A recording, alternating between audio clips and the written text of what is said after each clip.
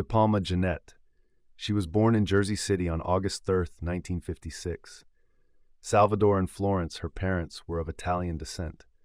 Jeannette was born into a large Italian Catholic family as a result. She had 4 sisters and 3 brothers, making her the 6th of 8 children. Up until the mid-1960s, the family resided in Roselle, which is roughly 30 minutes away from Jersey City.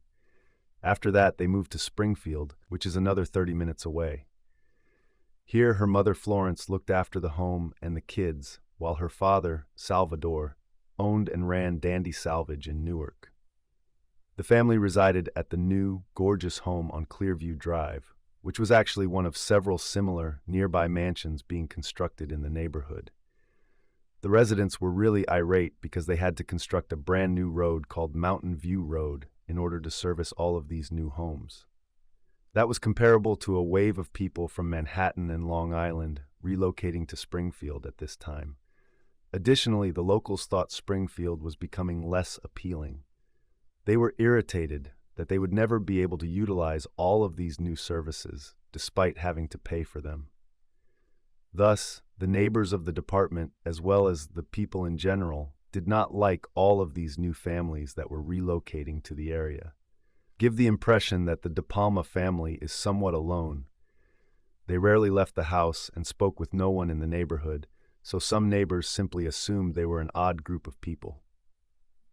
As there was a major movement at the time known as the Jesus Marathon, they were also affiliated with the Assemblies of God Evangelical Church, which was essentially a born-again Christian denomination. In essence, this was the same time when a lot of individuals were converting to evangelicalism. Particularly, Jeannette was deeply devout. Her parents said she participated in community work with the church that helped drug users and that she sought to, quote, lead others to Jesus. She also intended to enroll in a Bible college. Her friends and acquaintances characterized her as kind, truthful, and humorous. She was devoted to her faith, but she also had a wild side and enjoyed herself. She was characterized as tough as well. She was confident in her ability to defend herself and would not back down from conflict. And it went beyond that to include other people, as though she was always willing to help anyone who asked for it. And given the numerous tales that circulated about her and her family, particularly her dad, Salvador, who frequently went by Sel, I suppose it was a good thing that she had Tuscan. And I suppose this isn't quite Vermont, but it's a little town anyway. It was discussed extensively. Furthermore, there were further rumors that might prompt a purchase. However, because of the way he treated his wife Florence, he had several police visits. Florence would answer the phone when the police arrived at the residence in response to these calls. And she would essentially say, "Everything's fine, don't worry." She would also dismiss the police.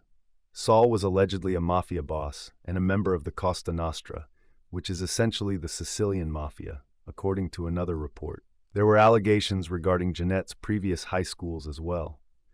She attended Union Catholic Regional High School before transferring to John Dine Regional High School. Fortunately, she had 2 supportive sisters and a solid support system of friends. However, it appears that she simply had a difficult time at school. She was not at all at home. She was treated cruelly by certain people. There was this one really ridiculous rumor that she was promiscuous. Like, who gives a damn? However, this was in the 1970s. The school was Christian. It's almost impossible for girls to gaze at boys without someone commenting. Although it was established that she was dating a male by the name of John, her family did refute these claims that she was promiscuous. Jeannette, who was 16 at the time, told her mother that she was going to hitchhike and then take a train to her cousin's home in Berkeley Hot, which was some 8 miles or 13 kilometers distant from their home, on Monday, August 7, 1972. At 1:20 p.m., she also left the house. I should also mention how absurd it seemed to me that she told me her mother had to take a rideshare to my cousin's place, and her mother answered, "Okay, great. Like, sweetie, that sounds delicious. I'll see you later." I understand that. It was an alternative era. However, the crime rate in the 1970s was the highest in American history. I am not going to hitchhike or allow my child to hitchhike any place. People at the time, seem to have been blissfully clueless, in my opinion. Perhaps it was just the mentality of a tiny town, but it seems like every case I look at begins with the same folks believing they live in a safe environment. They are free to hitchhike and leave their windows open. However, as I've stated before, and will again, no place on earth should ever be genuinely thought of as a safe place. It is a depressing thought, but it is sadly true, and Florence would never see her daughter again after that morning. Jeannette's cousin's house was never reached. When she finally got home about 10 p.m. that evening, her parents rushed to the police and reported her missing. However, the cops stated, "I feel like this happens every time and every single case like this, so I'm sure you can guess what I'm going to say." The cops simply respond by saying, "Oh, they probably just ran away," when someone tries to report someone missing. It has always confused me that you can't report the missing until after 24 hours have passed, considering that the first 24 hours are the most important, in every scenario whatsoever. Not to add, at the time, Jeannette was the only instance involving a missing person in this community. Therefore, please simply take a cursory check into it. Simply put, there was absolutely no hurry. In reality, the DePalma family had to act independently and begin the hunt on their own. However, 6 weeks later, Jeannette was nowhere to be found. They were still no closer to finding Jeannette, and there were no real leads. At some point, on September 19th, a woman simply went grocery shopping. I take it that she's having a typical day. Went grocery shopping at home, was unloading her purchases when her dog suddenly brought in a decaying arm from the adjacent woodland. Of course, she gives the cops a call right away, and the police emerge to inspect the owl and take the arm away. And one of the officers makes the instant connection between this and Jeannette's disappearance, questioning whether this is Jeannette's arm. In addition, they want to know where the rest of the body is. After only 4 hours, a search party had been organized and was scouring the Hurley Quarry region where the arm had been discovered. Additionally, there were woods all the way up to Mountain View Road surrounding this, and it didn't take them long to discover Jeannette DePalma's decaying corpse. She stood atop the Devil's Teeth, a massive outcrop of granite. Although there are varying versions of how her body was discovered, it was generally agreed upon that she was discovered face down with a clear formation of logs and rocks surrounding her. The idea that there may have been some involvement from a group of satanic worshippers or witches was sparked by reports that makeshift wooden crosses were surrounding her body. This was especially true during the period when people were extremely paranoid about Satanism, witchcraft, and the occult in general. That was just an overwhelming amount of frenzy and fear about witchcraft, Satanism, the occult, and other related topics. Therefore, in response to many murders at the time, people assumed that they had something to do with the occult. This relates to Satanism in some way. If that was merely a single strange incident or strange rumor regarding the killings, it has to do with the occult. It's also odd that Jeannette's flip-flops were discovered immediately close to her body when her body was discovered, considering how difficult it would have been to climb to the location where Jeannette's body was discovered. Furthermore, carrying an unconscious corpse up there would have required a significant amount of effort if she had been carried there without her will. Even to lower her body, really. It took a lot of work. In order to utilize a ladder to remove her body from that, they had to bring in something akin to a fire truck. The body was also pretty well advanced in its decomposition, with the flesh on it having been eaten away by animals, insects, and other creatures. Therefore, it was difficult to identify. In order to verify that the body indeed belonged to Jeannette DePalma, they had to consult dental records. Because of how completely decomposed the body was, there was another autopsy performed. However, an X-ray was taken, and it revealed no fractures, bullet holes, or other indicators of traumatic injury at all. As a result, it was genuinely difficult to pinpoint the precise cause of death. There were rumors that she died from strangulation. Furthermore, the coroner determined that strangling was the cause of death. But instead of listing the death as a homicide, he marked it as suspicious.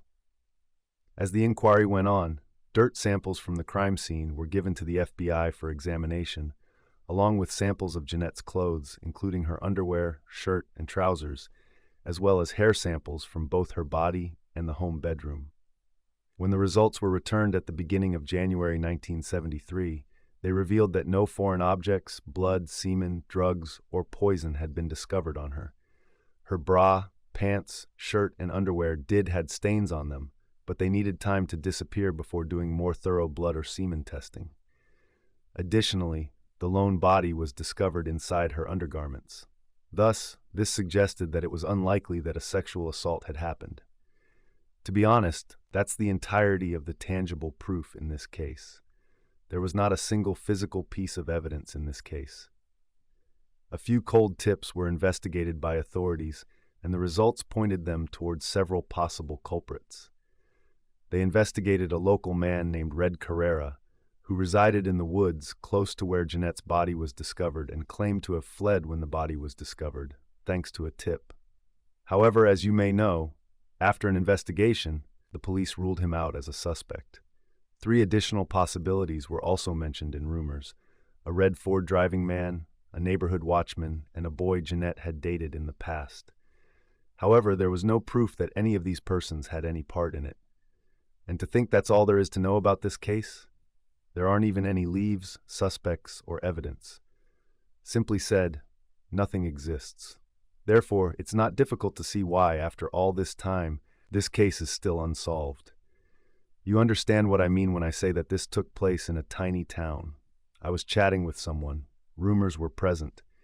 Thus, speculation about this case became really rampant. One of the most prevalent beliefs in this case is that it has something to do with the occult, specifically with ritualistic sacrifice, witchcraft, or Satanism. Furthermore, as I've already indicated, during this period there was both the Jesus movement and a surge in occultism, with a growing number of people seeking solace in the evangelical church. And the combination of these 2 factors created this spiral idea. According to an article that appeared in the Daily Journal on September 29, 1972, the officers who initially found Jeannette's body reported that they found her with quiet pieces of wood crushed on the ground above her head. More wood resembles a coffin to frame the body. The Watchung Reservation, which is located less than 2 miles or 3 kilometers from the location of Jeannette's body, was the scene of several animal sacrifices, according to the news source. At the time, another publication said, quote, "Police found apparent signs of a sacrificial ceremony, possibly involving devil worship or witchcraft, at the quarry where the body was recovered." Furthermore, according to that same newspaper, a witch was purportedly brought to the crime scene by the police. The power source for the department stated, quote, "I never did hear if the witch found anything, but I know she was back at the scene," which, in my opinion, merely serves to highlight the prevailing attitudes of the occult at the time. For, try to picture the police in the present day, bringing a witch to help them with their murder investigation. I genuinely do. That seems like something that might occur in the present day. People seem to be less fearful of witchcraft, the occult, and similar things these days, in my opinion. It's not as fraught with frenzy. However, as I mentioned before, there was a great deal of hysteria at the time, and numerous incidents were occurring at the same time that would only serve to fuel this. John Lewis shot his mother, wife, and children in the head one by one in the year prior to Jeannette's murder in 1971 in the adjacent Westfield. With the exception of his mother, who he left in her apartment upstairs, he then put all of the victims on sleeping bags and lined them up on the ballroom floor of his Victorian mansion. Furthermore, the bodies were missing for about a month, and John List had moved to Virginia by the time they were found. It wasn't until 1989 that he was arrested after changing his name. When he was apprehended, he said that he was acting on his conviction to send them to God and save them the humiliation of being on state assistance because he had lost his job. In 1971, there was additionally the Patrick Newell case. He asked 2 of his pals for assistance, asking them to tie his arms and legs behind his back before hurling him into a pond. Patrick's death resulted in the conviction of the 2 teenagers involved. One of them told the police that Patrick was a member of a sect that worshipped Satan and that he desired a violent death in order to be placed in command of 40 leagues of demons. Thus, yes, there were a number of examples at the time that served to further fan the flames of the occult and Satanism panic. Many of the incidents had religious overtones, so many were blaming the time of day or the cold for a number of killings. However, I genuinely believe that it was merely hysteria. It was sensationalism in the newspaper. This case, in my opinion, had nothing to do with the occult. Even Jeannette's nephew expressed his opinion that accusations of Satanism are merely sensationalism in the media. Donald Schwartz, a retired Springfield police officer, also states that he believes drugs were involved and doesn't believe the accusations of Satanism or witchcraft, just as he did in a recent interview. This leads us to the following tale. He then added, quote, "I had trouble getting up that little hill up to where she was laying because I was wearing hiking boots, and she was wearing flip-flops, so somebody had to be with her." He claimed that since she would have had a terrible time climbing that hill in flip-flops, there had to have been someone accompanying her. He added that it's likely they were using drugs, and she was. He asserted that the police were aware that several of the youths Jeannette socialized with were known drug addicts. However, the report from the medical examiner had no indication of drug use. Furthermore, nobody who knows Jeannette has ever verified any drug-related allegations. No one who knew Jeannette ever suggested that she was in any way engaged with drugs. And the people who are promoting this viewpoint appear to be quite few in number. A man named Edward Salazar, a former private investigator who also manages the Justice for Jeannette DePalma Facebook group, was also interviewed. He therefore understands this case completely. Furthermore, he expresses his doubt that she overdosed. He doesn't think drugs play a role in that manner. He thinks it's utterly implausible that she overdosed, but perhaps she does occasionally smoke pot. He does, however, think that there may have been another drug connection and that she might have simply been hanging out with the wrong set.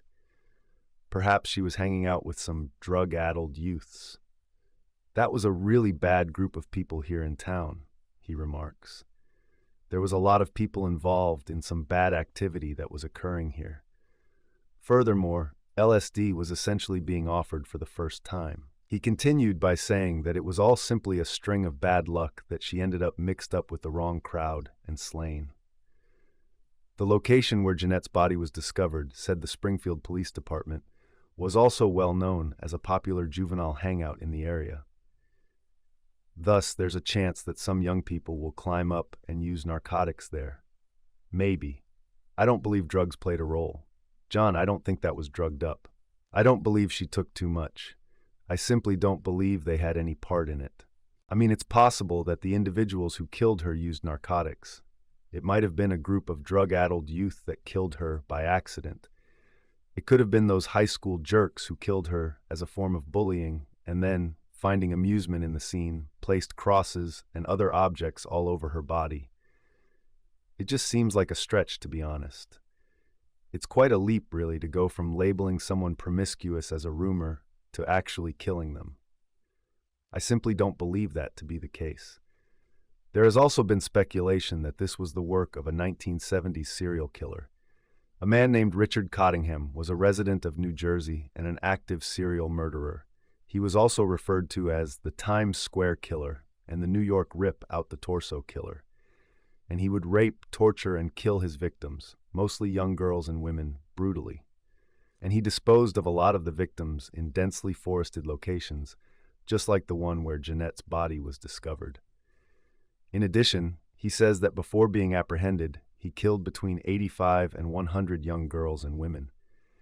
The writer of Death on Devil's Teeth asserts that in 2021, Richard corresponded with him, hinting at his abduction and subsequent murder of Jane.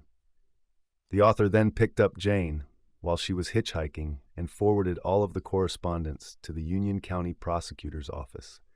However, law enforcement has not provided any information on this as of 2023. The gory nature of his victim murders, however, did rule him out as a suspect like previously. That simply did not seem to fit with the murder of Jeannette. The lost theory then goes that there was a rumor that a high-profile official involved in Jeannette's case was the victim of a cover-up, since Mr. Eckersley, enough in Jeannette's case file, vanished for a while. According to the Springfield police, Hurricane Floyd's 1999 floods destroyed their case file. However, this proved to be false, and in 2021, a sizable portion of the case file was made publicly available. I don't know whether you know, but some people believe that the case file was simply the product of a cover-up, even though it was miraculously discovered after all of that time. It is extremely dubious, frankly, because why did it suddenly start selling after all this time? They haven't yet made the entire case file public. Was it ever truly missing? Or were they merely trying to cover up for someone? Most of it has been released, however some has not yet been made available. Additionally, they promised to someday make all of these records public in the complete case files. However, why? Oh, why is it taking them so long to make the entire thing available? The most peculiar aspect of this case file is that, upon its release, images from the crime scene were included in the file. These images did not depict crosses or any other symbols surrounding Jeannette's body, thus eliminating any possibility of an occult connection. I have no idea who is making up stories about discovering strange objects, including small crosses and occult-like items, all over her body. But lying about it seems strange. Some people are really creative, and the cops were also the ones who discovered her body. Correct? In an attempt to support the occult notion, the policewoman is going around claiming that these objects were discovered near her body. And you wonder, why? Why is a police officer doing that? Particularly considering that the images from the crime scene revealed no indications of any kind of ceremony, Satanism, or witchcraft. It's really strange. A list of Jeannette's belongings that were discovered at the site and appeared to have been tipped out close to her body was also included in the case law. Among these things was a transparent vial containing an unidentified material. Additionally, Jeannette's mother said that around the time of her abduction, Jeannette had a slight cold. For that, it might have only been medication. However, other people think that incident might have involved illegal narcotics. I believe that the police could have easily tested it and discovered that it contained illegal narcotics. Rather, they claim that it was an unidentified chemical. I'm not sure if they simply chose not to test it because it seems like the cops did a terrible job of investigating this case overall during the entire inquiry process. Again, though, the medical examiner's report contained no mention of any narcotics. I'm not sure, so it might not have been drugs at all, or it might have been someone else's. In addition, Jeannette Park's small cross necklace, which she also wore, was reported missing in this case. It is therefore possible that the murderer stole these as mementos. The fact that a driver by the name of Robin had actually reported that she had picked up a hitchhiking girl who fit Jeannette's description the night she vanished is another revelation that emerged from these case files. She claimed to be dressed in dungarees, flip-flops, and a light-colored top. Pretty much the same outfit that Jeannette had on when her body was discovered. According to Robin, she was traveling between 10:30 p.m. and Berkeley Heights from Kenilworth and 11 at night on August 7, 1972, when she noticed a little child at the intersection of Springfield Avenue and Morris Avenue. Police also mentioned that Robin had informed them that this happened at approximately 8:30 p.m., but after all these years, Robin is certain that it happened later because she was shocked to see a young girl hitchhiking at such a late hour. When the girl replied she was heading to Berkeley Avenue to meet some friends, Robin allegedly pulled over and asked her where she was going. Robin then allegedly said, "I can take you to my apartment." And the girl answered, "Don't worry. After all, that's just a block away from my friend's place of meeting." She met a group of pals who were already there when she pulled over and let the girl out of her car. She then walked to the intersection of Snyder Avenue. Since Jeannette left her family home at 1:20 p.m. and is known to have never made it to her cousin's house, this possible sighting honestly calls into doubt the entire timetable. What on earth was she doing outside then? Similar to what she had been doing since 1:20 p.m. up to this moment. And as though she was supposed to work that afternoon shift at her job, she seemed to have blown it off. If this sighting is accurate, I don't know, but it truly leaves us with more questions than answers. and those are the only theories that exist now on this case. The search for Jeannette's body has not produced any more results than it did in 1972, and that's probably due to the terrible investigation that was conducted, which included everything from the lost case file to the strange little wooden fragments that were found all over Jeannette's body to the plain lack of investigation. In all honesty, Edward Salazar never made the effort to use his Facebook page or to file a lawsuit against the Union County Prosecutor's Office in an attempt to get them to retest Jeannette's clothing for DNA in an effort to bring her family some justice.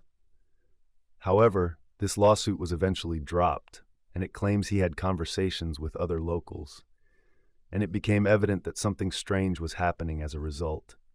He claimed that it seemed as like people knew something, but they were either afraid to discuss it or didn't want to talk about it. That's all there is to it in this instance, though, in part. In this instance, I genuinely don't think any of the theories I mentioned. I believe she attempted to hitchhike to her cousin's place, but some total creep noticed her, seized the chance, and became enraged with her because it is well known that hitchhiking is dangerous, particularly for young women.